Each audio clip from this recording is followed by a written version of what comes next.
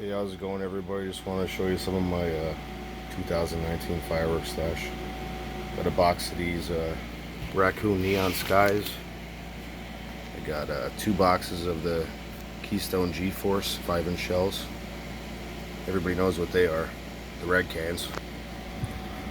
Got a bunch of these blue cans. Everybody knows what these are. Two boxes of smoke and mirrors. Box of death shells down there. Box of Inferno shells. 5 boxes of Inferno shells sitting in a milk crate. Got 6 boxes of Nishiki Blast. Just a bunch of random cakes. Got some double troubles. Got these triple bangs by Squirrel. Box of Sammy's Best.